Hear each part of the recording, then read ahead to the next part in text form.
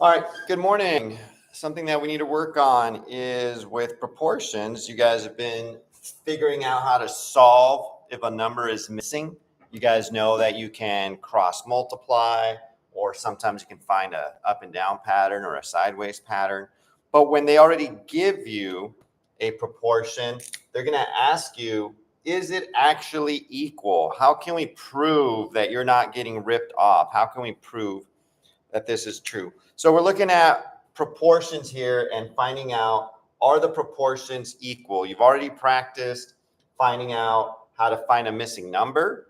You've already practiced cross multiplying and then dividing by the number that's left to find the missing number. But sometimes they're going to give you a proportion, and your job is to find out, is it actually equal? Is it actually proportional? How do we know that we're not getting ripped off? We got to be able to know, is this actually proportional? So how do we do this? Well, it's very similar to what you've already learned. We're going to go ahead and cross multiply here, and that's going to show us if it's actually equal. So I'm going to take any two numbers that are diagonal. Since they're all filled in, you can choose. I can multiply these two numbers. I can multiply those two numbers. Let's go ahead and multiply these two numbers right here to find out if this is actually proportional. If you sell two hoodies for $30 and somebody buys 7 hoodies and they give you $100, is that proportional? Is that right? Let's find out.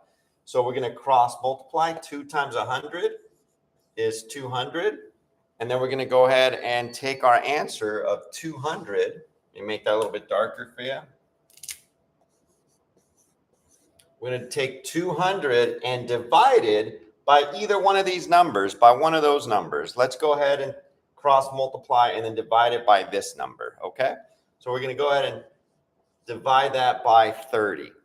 And then you're going to ask yourself, well, is this proportional? Well, if I cross multiply here and divide by this number, then my answer has to be the number that's left.